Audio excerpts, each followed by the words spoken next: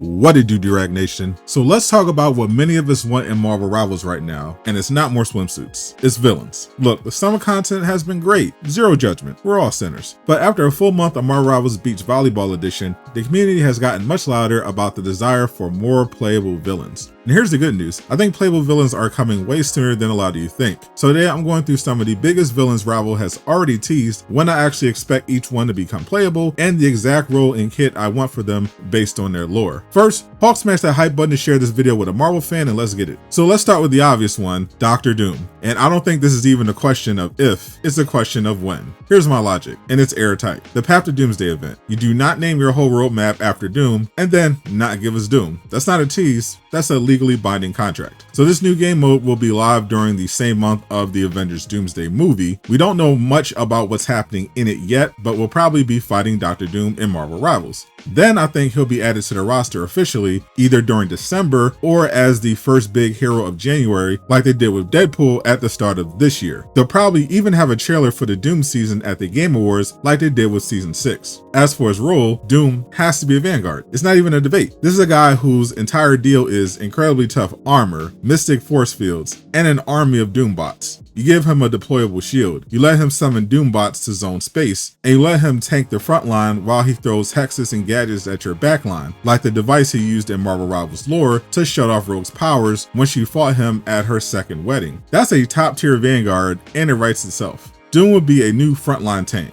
No dive, Doom holds a position and makes you regret approaching it. Next up, and this one comes with an asterisk, Thanos. Because the same Path to Doomsday roadmap has Infinity War and Endgame content coming this winter, and you cannot do either of them without Thanos. But here's my read on how. I don't think he's a normal roster hero you just queue up with, at least at first. I think Thanos will be playable only inside those Path to Doomsday, Infinity War, and Endgame modes this winter. And honestly, that sounds a lot more fun than doing it as Loki. And I expect the scale of the modes to be much bigger. As for his normal kit, obviously he has to be another Vanguard. He's the Mad Titan, the one that boxed Hulk into retirement. However, I don't think the Infinity Gauntlet should be what his entire character is built around. I think his neutral should lean more into what Thanos can do without the gauntlet. He's a very powerful brawler. Thanos in the comics has shrugged off Wolverine's adamantine claws, as well as a freaking black hole. He's obviously extremely tough in melee range with his bladed weapon, but he also has a ton of different powers they can choose from based on the comics. Flight, teleportation, force fields, turning people to stone, energy beams, psychic attacks, healing. Thanos is a god tier character even without the Infinity Gauntlet. I think they should just make the stones his ultimate ability, but without the snap. Let him for 10 seconds just have an expanded moveset where he gets to use one of the stones. You choose which one before activation. Having him be able to just snap half the enemy roster back to spawn would have to be either totally broken or as bad as the Scarlet Witch ultimate. I choose balance over fan service. Just make the snap his MVP screen.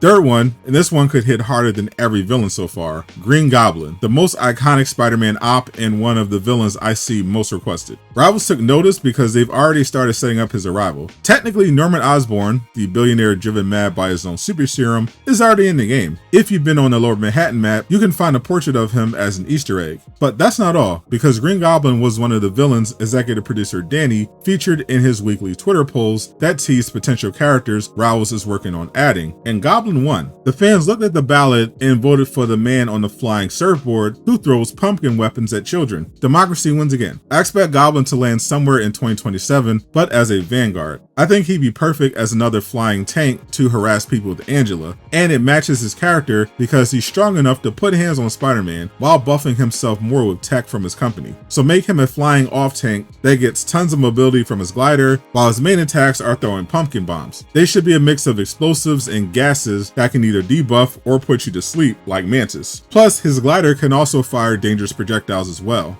He would be a menace, zooming around the battlefield, raining down destruction on the enemy, like how Iron Man is supposed to feel. The last villain is also iconic, Apocalypse. He's been teased for the past year in the Marvel Rivals lore because he's been waging war against all of the guys in Marvel. Gore the God Butcher and him would make good friends. In the final gallery card, we got our first look at the legendary mutant as he's being set up as the main season 9 villain and has recruited one of the season's new playable heroes to his side. As perfect as he'd be in Rivals right now, especially with X-Men 97 season 2 going on, I think we'll see N. Sabanura on the roster next year. As a Vanguard, the Omega level mutant with size shifting and techno-organic armor armor, is arguably the single most Vanguard style villain in this entire lineup. You make him a massive reconfiguring frontline tank who can buff himself and allies with bonus health, damage, and movement speed while reshaping his own body mid-fight into weapons and a shield. And no, it's not a coincidence that I pitched all these villains as Vanguards. The last thing the Rivals community needs is more insta-lock duelist players running our games down. The more awesome Vanguards added to the roster, the closer we'll get to ending the solo tanking epidemic. Apocalypse has the potential to be so much fun, and I'm very excited for Season 9, but not just because I'm an X-Men fan. There is some amazing content arriving next week in the new season, and I broke it all down in my Marvel Rivals Season 9 preview. Click the video on screen to learn more. And a huge shout out to everyone supporting me on Patreon. Join for free so you never miss an update.